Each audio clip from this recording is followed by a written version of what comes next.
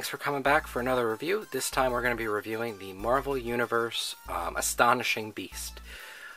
This Beast figure just came out not too long ago. He has been out for quite a little bit of time in the comic book shops. He actually just hit my area recently. I actually picked this one up in my local comic book shop, and I just picked up another one actually for my son for Christmas at my local Target. So he is hitting stores, so keep on the lookout for him. Very popular character, very favorite character. So we're going to go ahead and take a look at him today, and I'll let you guys know my thoughts on the figure. If you guys have never tuned in before, my name is US Agent 27. I am from the www.mucollectorclub.com forums. Make sure you guys are coming out and checking us out. We talk about comics, toys, movies, video games, Star Wars, G.I. Joes, you name it, we talk about it, so come check us out. Alright, so let's get started with the review. The first thing I normally like to do in reviews is to review the paint. So let me zoom out a little bit, and let's take a look at the paint. Now, the paint on my figure, I have some issues. When I first got this guy, I was in a rush. There was only one, so I grabbed him. We'll start with the issue. Well, let's see which one was it. Big issue is I have a paint splotch right there where they neglected the paint. It looks like it rubbed on something inside the packaging. And let me try to zoom in so you guys can see that. I also have a lot of overspray right there. But the gold, other than that, he's pretty decent. Beast is like this. Let the camera get in focus. There we go. Beast is like this, almost like a powder blue color. He's got this yellow X on the front, which looks like his yellow paint painted over black. If you guys have never painted a figure, that's not a good idea because you tend to have problems. He's got this gold band on his legs, and right there. Gold on his arm brace or wristlets. And that's about it. He doesn't really, he didn't come with a stand. I don't have the packaging for him. He came with a comic shot, or comic shit. I wish Hasbro would give us stands back. I'm really getting tired of having to buy stands for these figures. But, hey, I mean, depending on your setup, you can usually get them standing without a stand. On mine, a lot of my figures, I do need stands. Because just the way I have them in dynamic poses, and I like to, kind of get them in a really, really good pose, and a stand just kind of helps assist with that. So overall paint, I do like the paint. Because I have a couple issues with mine. Oh, and there's like a little bit of gold going down right there, and looks like right there they kind of hit with highlights. That's kind of cool. So let's talk a little bit more. Let's talk about the sculpt on the figure. All right, by far one of the best sculpts I've seen on a Marvel Universe figure. You could tell a lot of love and work went into this. When we saw this figure for the first time, a lot of people were disappointed it wasn't the classic Beast that they're used to seeing, that this was the cat-like Beast. I personally don't care. I use him in my Astonishing X-Men display. I would like to get another one to put in my Secret Avengers display. Maybe give him a lab coat or something, just to kind of make it look more comic accurate and give him glasses or whatnot. But I think he's a great looking figure. The sculpt on him is incredible. I mean, the head sculpt alone, I'm going to try to zoom in. I apologize ahead of time if it gets blurry. My camera tends to do that. There it goes. The head sculpt alone is very nice. I mean, he looks awesome. They put a lot of sculpting detail into him. And I try to do custom figures, at home, and I know what it's like to sculpt. It's a pain in the ass, sometimes, but they did a great job on this guy.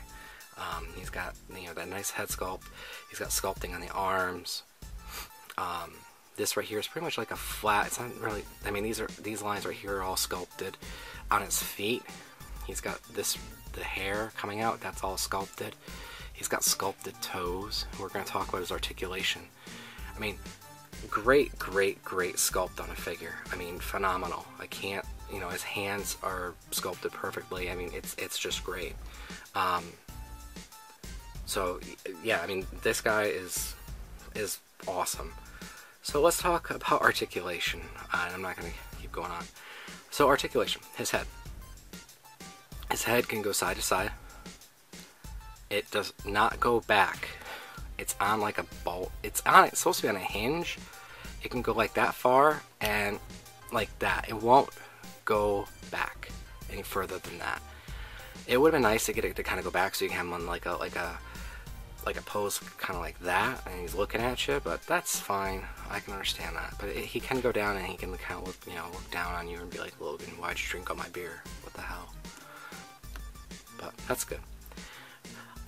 His torso, he has the diaphragm joint. Goes up, goes down, side to side. Look what happens when you do that, though. Look at the, and I know it's unavoidable, but at the same time, it's like, damn, I wish I hadn't done that, because now he looks funny when you have him in that position. No waist swivel. I would have liked to see I would have preferred to see a waist swivel in combination with that. That would have helped, so you can kind of turn them, and you would just saw the very bottom of it, kind of shift like that, but whatever. Ball joints at the top of the arms, bicep swivel, a single jointed elbow. That's fine.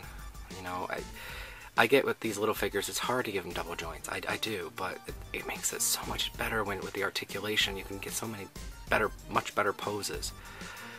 Hands. Let's talk about hands. Now they're sculpted. See how they're sculpted like that? There's a reason. You can actually fold his hands back pretty far, and if you're very, very talented, and I've seen pictures of this, and I've done it too, just, of course it's not going to let me do it on camera, you can actually pose him on his hands. That's really, really awesome. They also go in like that. So it's kind of like, oh. So he's got great hand articulation. It's the same on both sides. This one goes down about that far, and it goes back about that far. So again, you can kind of, oh, just dropped him. You can kind of get him in a really, really great like handstand pose, and then kick his legs out to balance him. Again, I'm trying to do this on camera for you guys, and it's not exactly working for me, but you can get him in some really great poses. If you don't believe me, come check out the forums. There's tons of pictures on there. Attila is one of our members from the Philippines. He likes to pose a beast, like, standing on his hands. He's really great at it. Better than me. Alright, so that's his hands and his arm articulation. So he's got, and oh yeah, his arms will go up about that far, which is cool. Legs. So he's got this articulation. It spins at the upper thigh. This will move like that. Problem with that, though, is these tend to pop off, so you have to be kind of careful. He has double jointed knees. Let me show you like that. So you can get him in some good poses. It is limited a little bit because of the way the plastic is right there. He doesn't have a thigh swivel or a shin swivel or anything like that. He has feet articulation, so he can actually bend at the foot like that. That helps get him in some really nice dynamic poses. Back the camera up a little bit. So that's cool. And that's the first time we've seen feet articulation like that on a Marvel Universe scale. He also has ankle pivot. He has an awesome ankle pivot. I mean, you can get him in some really, really dynamic poses. Lunging poses, jumping poses, thanks to the ankle pivot. It really does work very, very well. And he has it on both feet.